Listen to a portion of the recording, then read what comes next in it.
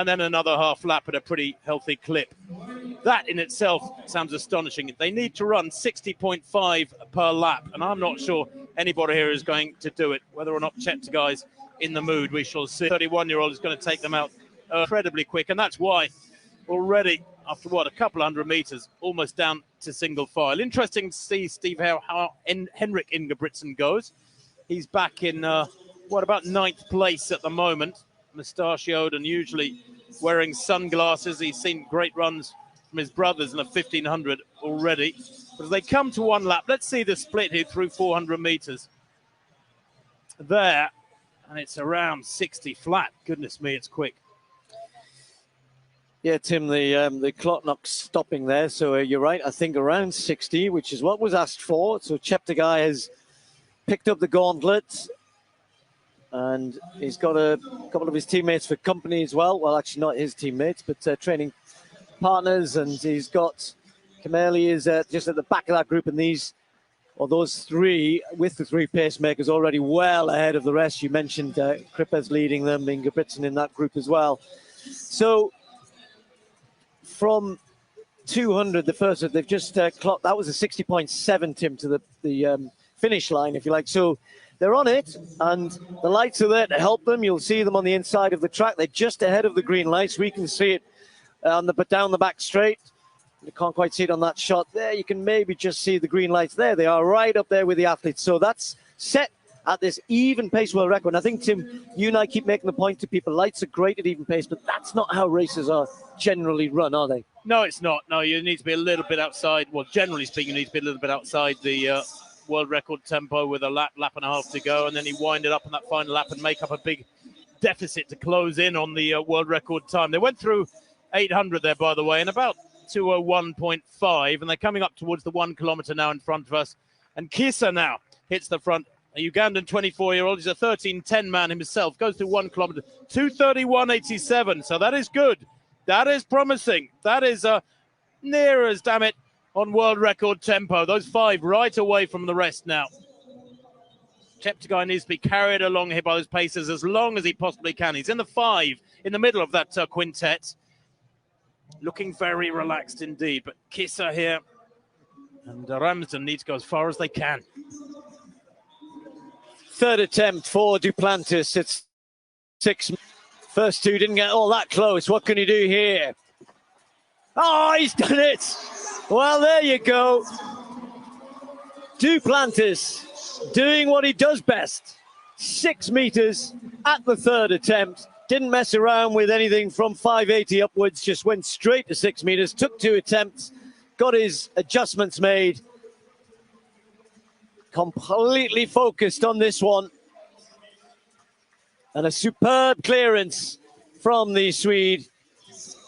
Oh, look at that. Look how high he was over the bar. Yes, you're always in danger of clipping it on the way down, but will he go higher now? Will he attempt to go higher? Beautiful clearance from Duplantis. That's more like it. Kisses to everybody, why not? No masks required when you're blowing them. What was that, Steve? I laughed. Can't tell you still got your mask on. Been meaning to tell you. Well, back to this high jump, and Mahuchik, second attempt at 198.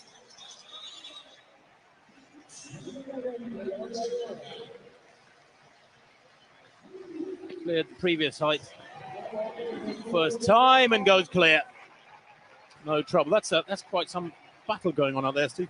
Yeah, really good. You mentioned the two of them, the two Ukrainians head to head here, and it must be, Levchenko probably thought, yeah, I'm going to go on and pick up the medals, and then this youngster comes along, so the two of them battling for supremacy in their own country, never mind anything else. So Mahuchik still in there. Approaching 2 kilometers. This is the 2 kilometer point, and the pacemaker there goes through. That pacemaker going through 2K there, actually. 2K, a 2:31.9. Now, let me tell you that they are way ahead of the split set by Belele when he set his his first kilometre was 2:33.2. They went through here today, 2:31.9. They've just run another 2:31.9. It is brilliant pacemaking. And Ramsden now at the front, pushing on through this sixth lap. They're building a bit of a cushion here and still looking relaxed in those white socks, which is quite rare for distance runners these days on the track. Is the man attacking a really quick time, Joshua Cheptegei. His personal best is 12:57. Let me tell you that he needs to improve that by almost exactly 20 seconds to get near that world record of Kenenisa Belele. Belele went through 3,000 in 7:37. He was alone by that point.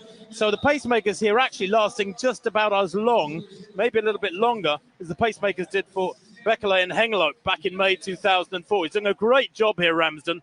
What are these laps coming out at?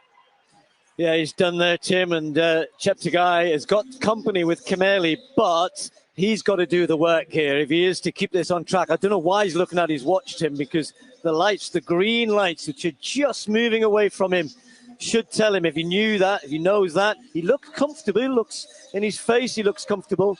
But as you rightly said, Tim, that this is the hard laps, the hard bit of the race. This is where he's got to try and keep the pressure on. He's going to have to get to 3,000 if he wants to maintain average pace of 60.9 there. That's good in 7:34. But this is looking very promising, I have to say. That world record, 16 years old now, and a little bit more of Kenenisa Belele. As Cheptegei begins to wind it up. He's really testing Kimeli here mid-race. Fabulous split, 60, 61, 60, 60, 61, 60.9 for that last lap. Rojas, world record holder indoors, not that far off it outdoors, but nowhere near that so far tonight.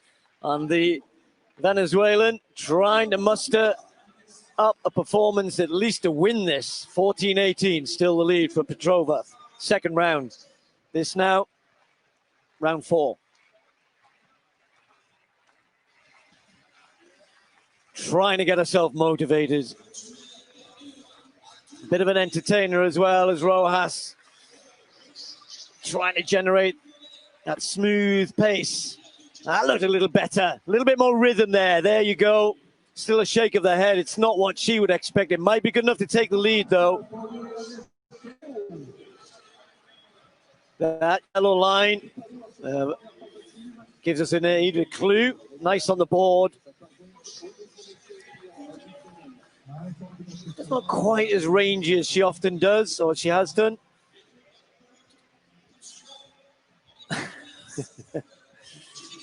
Well, you don't need to be a sign reader to see that she perhaps isn't too happy with herself there, but it's good enough to take the lead. 14:27 for Rojas in round 4. Season's best. Girdle your loins, folks, because we could be seeing history unfold.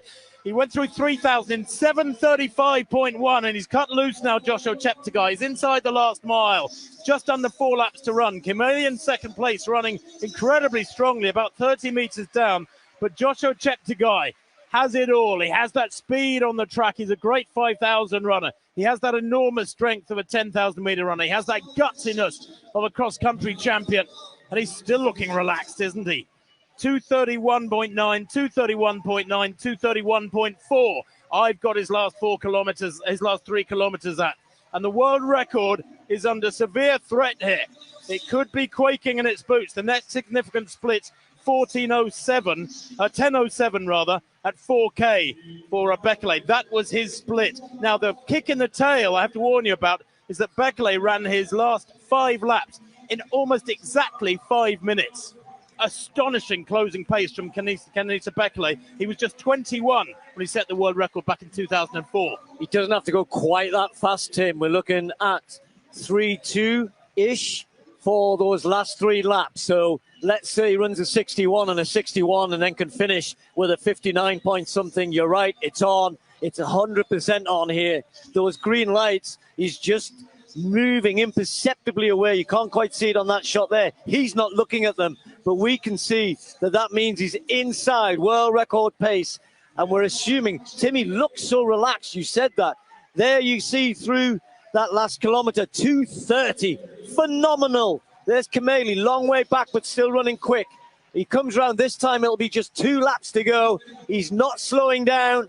He's maintaining, and he's girding his loins, and we should be, like you said, because this could be phenomenal. You do that a lot, don't you, Steve? I do, when I can.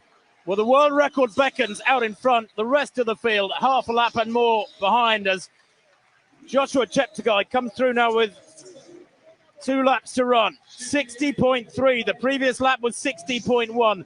This is unprecedented. I used the word Superman earlier on, perhaps a little bit early. This is superhuman running. Cheptegei has now built up a lead of what, about 80 meters over Kimeli. Back in second place, Nicholas Kimeli, who's a 12:57 performer, came 8th in the World Championships last year at the age of 20 in Doha. But he still looks so relaxed. A lap and a half to run. Goes through there in around 11:05. And he needs to cover his next 600 meters in about 92 seconds. And he's still glancing around. This is metronomic, machine-like running.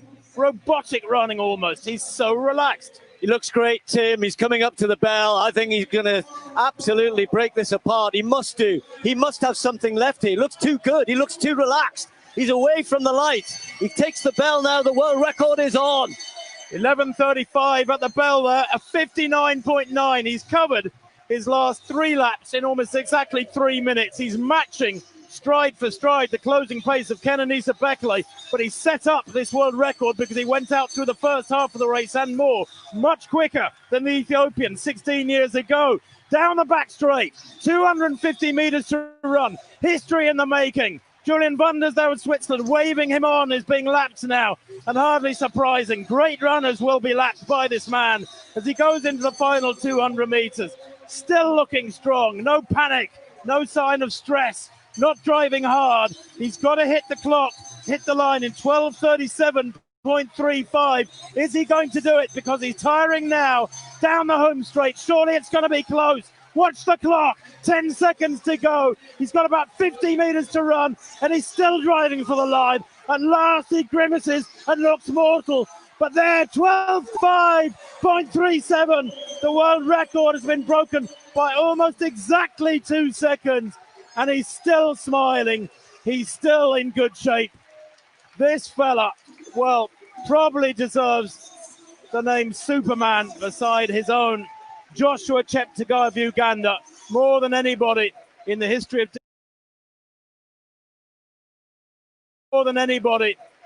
of distance running in the modern era.